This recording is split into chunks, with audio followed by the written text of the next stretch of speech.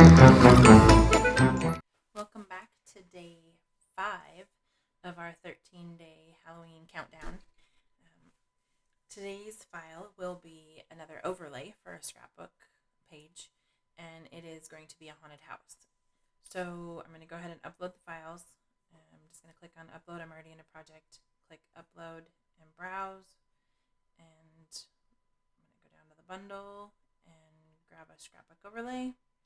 And I save them both ways, SVG and PNG, but you want the SVG. I'm going to do this one first so we can talk about it while I'm uploading the other.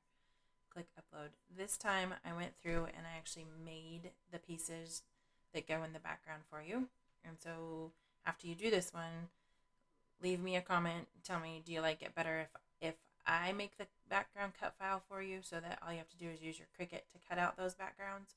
Or do you like to do those yourself, or do you want to do them yourself in Design Space, like the video tutorial that I showed you before, where you do the slicing and changing, and that way you can mess with colors.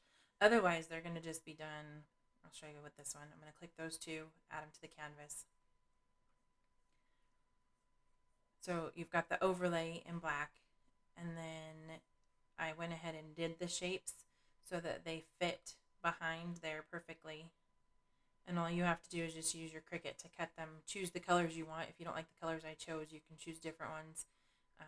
Or to remind yourself which pattern paper is which, or if you're going to use some glitter. Like I'm probably going to use my purple glitter for this one. But otherwise, everything's ready to go. No slicing, no attaching, no deleting, no contouring, nothing. You just grab the file, cut out the pieces, and get to work.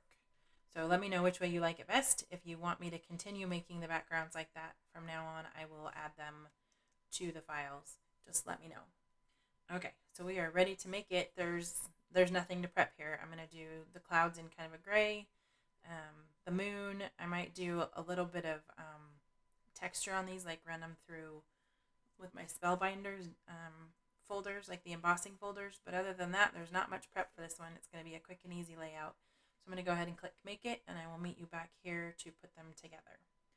Looks like, nope, I don't even need to do any color sorting with this one. There's going to be a light gray for the tombstone, and then, and I might do that out of the green glitter just for fun, and then purple glitter on the house. Clouds, windows, and good to go. Okay, meet you back here. All right, you should have all your pieces cut, and there aren't that many, honestly. And then I went ahead and cut my pattern papers, and I'm going to use a few stickers off here, probably this October 31st. We'll see what else strikes my fancy as we go. Thought about borders, but I'm not sure if I'm going to have enough room at the top. I've got these old like little bubble gem things. I never remember what they're called. And then I dug into the stash again, and there's this older paper. Actually, all three of these are older papers. And this one just worked well to kind of put the house on a hill or on something green.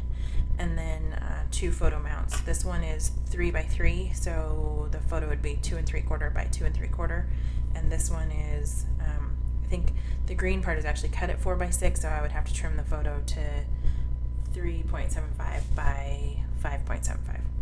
And then we've got our pieces. So I'm gonna take my main part of the layout away for a second, and we will work on putting these on the back. So I'm going to flip this over. The only part that didn't survive the cutout was the little tops of the fences there, and if you had to go much smaller, they really wouldn't survive it. So like if you were trying to use this on a card or something. So I deleted those out of the file. You won't see those on your file when you get these. And then yeah, everything else is ready to go. I was originally going to do some inking maybe, or use my spellbinders folders, but there's enough going on with this that I don't think I really need to do that much more as far as details. And I'm going to use some glitter, so that's going to be a pretty good detail. You need to remember what thing's going to be in front and what thing's going to be in back. So in this case, I need to do this cloud first. So I'm going to lay these clouds out too, just so I know where I'm going with this. And I'm going to start with this cloud. And I'm actually going to put it on the edges of my cloud just because I know it doesn't go all the way to the outside part of the paper, but the edge of this cloud needs to be stuck down, so if I just put the glue right there, then it doesn't really matter where I finally plop it, as long as I'm covering my gaps. Okay, and again, I included these cutouts this time in this cut file, and I probably will for the rest of this countdown if the other ones in the shop don't have them in there. If you like them, I will either go back and revise those, or from here on out when I make them, I will add them. You let me know in the comments. I'm not going to take the time to add them if you don't like them, or if you want to do your own thing. So, but if there's like group consensus that that's what we want and that's what you like, then let me know and I will gladly add them into the files. Okay, so now we can do this, and I'm gonna just do this on the actual layout this time. Oh, that window, well, actually it's the same color. Didn't even have to cut that one. Oops. Because I was doing the windows the same colors as the moon. And if you wanted to add a little bit of detail to your moon before you actually glued it in, now would be the time to do that. Add some inking or whatever. This needs glue. It's hard to remember that you're not actually looking at the front. And then just do your best. Oh, okay, I did cut out around it. I couldn't remember. I'm not gonna, no, don't need glue there either. Silly. Okay, it's way easier to put it on the shape. But that's okay, because all this is going to get glued down anyway. Just make sure you don't have any gaps there. And then I'm going to find the windows right now, so I make sure I get the right ones in the right spots. I know there's two long ones. They go up here on the top. That one looks like it's bigger. Medium. Oops, backwards. And then all these little house windows down here, I think, are all the same size. And then I did the door and the driveway kind of orange just to show a different color and a reflection. I'm going to do it on the paper again this time. I don't know what's popping through the other side, but we'll wipe that off when we get there. If you want to spend a little more time on this layout, I think a little bit of texture in your clouds and some colors on your like inking to show like a color variant on your windows would be kind of fun. Like shades of yellow and orange. Not sure which method here is best. And that could have just been a whole chunk. But the way that I do it with the file, it was easier just to do them in their shapes, and then you know where they belong. That was a fat one. Okay, this guy, I'm going to go along the portcullis here and around the edges.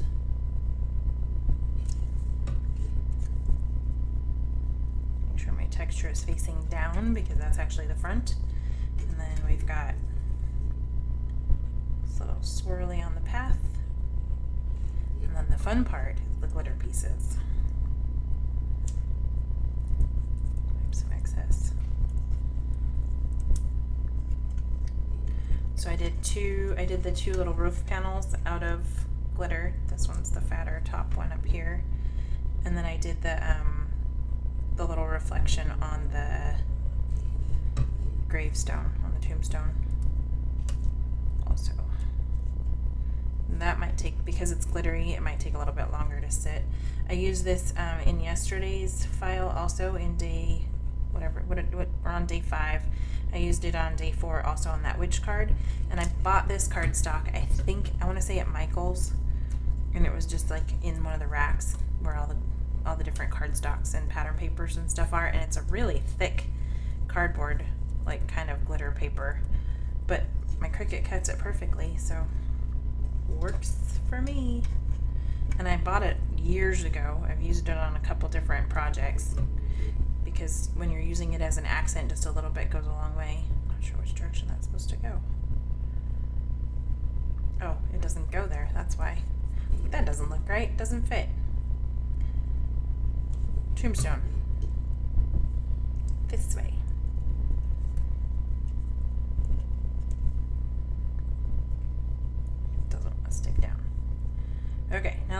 our pieces stuck. Let's flip it over and look. I got glitter and glue everywhere. Look how cute that is. Okay, not too much glue showing through. Some pieces we can clean up when we're all done. And then for the layout, I'm going to bring this back in. I am going to glue this strip down. This was, I don't even know, I want to say it's EK Success, but it's years ago. I want to say like 2013 maybe. I mean, it's a long time ago, and it's just been in the stash. So I'm going to just glue it down to the bottom so that it makes a border down here. And then I really did want to use, I might scooch this down. I want to use this dot sticker paper thing for a top border up here, and I'm going to give it just a little bit off the top so it's got a little bit of a border. And then we can glue our pattern papers down, and again, I don't know where this one came from. It's just one I had in my stash. I'm trying to kind of use what I have before I start getting all googly-eyed at the new stuff, even though that's really, really hard to do. I don't have my craft room completely set up yet since we moved into this new house, and I was going through my cardstock the other day and found pattern paper stashed underneath the cardstock. So I have more pattern paper than I thought I did. And it's time to do some like de-stashing challenges or something. If you like challenges and that's something you want to see more of, let me know in the comments below, and I will gladly start adding those to the blog or to this channel. We'll find some way to incorporate those, maybe a message board or something. I don't know. I'm going to glue, I don't want to glue these down until I know where this goes. And I'm only going to glue center. I'm not going to glue top just in case I want to tuck something. And then I'll go back and put glue into those little places in a second. But just in case there's something that I want to tuck a photo or something behind. And I'm just going to make sure I get glue on the pieces that I added, kind of around the center. Just get it to hold everything down. Nothing's going to be slipping and sliding after we're done with it. I'm not sure about that bat yet either, as far as like if it's going to go over this, so I'm going to move that out of the way. I kind of want to go down onto this black layer and cover some of these pumpkins without going off my page. So probably about right there.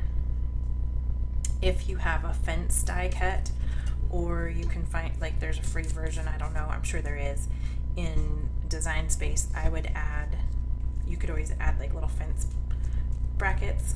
There might be some in files coming up that you could just grab and use with this one too. So if you want to get the all access pass and you haven't grabbed that yet, there should be a link down below, and then you can kind of work ahead or grab some files out of there. And then if it's past time for the access pass, all of this is in the big bundle in the shop. There's a big Halloween bundle, and all of this and more are in there. I'm debating putting that kind of like this, and then this one can go like that. I think that's the way it's going to work. And then I'm not going to glue like the bat down because obviously I'm not ready with my photos yet, so I'll either glue that down after I put a photo on, or I won't even worry about it, just because once this is in a page protector in the album, it's not going to be wiggling or going anywhere. I'm going to get attacked by a piece of paper here. That foam dotted right there might be kind of cute too, just for a little dimension if you haven't glued stuff down and you want to give it a little oomph. Okay, and then I wanted to use this October 31st sticker, and I'm going to just put it right there.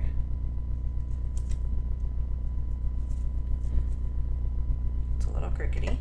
Hard to tell when that thing up there is crickety, but if I go off this green paper right here, it's a little off. There we go. And then I was going to just look and see if there were bats or anything, but it doesn't look like there are. And I used up all the stars. And we got a lot going on there already. I mean, it was super simple, but it fills up fast. And then I'm just going to throw a couple of these, I think, like along the edge of this.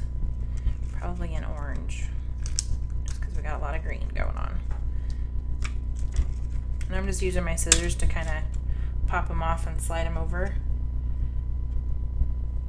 I know that they make tools for this too, but I didn't want to take the time to grab it. And I'm really not very adept at it, so I might as well just use the scissors. It works just as well. Okay, that one's got like a little spot stuck to it. Get that in a minute. Okay, so I want 3 there, and then I think I want 3 over here, maybe in kind of a gray.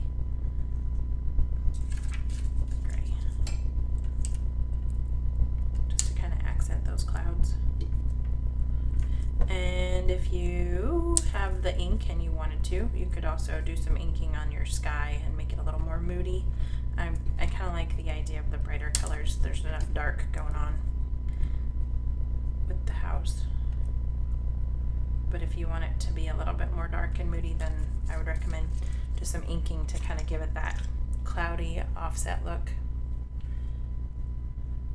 The mood. Okay, there we have it. That is the end of that one. If you have any questions or you need any assistance, let me know. Be sure and subscribe and hit the notification bell. There will be, we're on day 5, so we've got 8 more. I can't math. Yep. Yeah, 8 more. 8 more files to go for this Halloween countdown, and these will all be in a playlist on the side so that once this is all over, you can still access them easy. And then again, if you haven't gotten the all access pass, that's available with a link down below, and the big mega bundle for even more Halloween stuff. Lots of decor things, as well as layouts and cards. And thanks for watching, and I'll see you in the next video.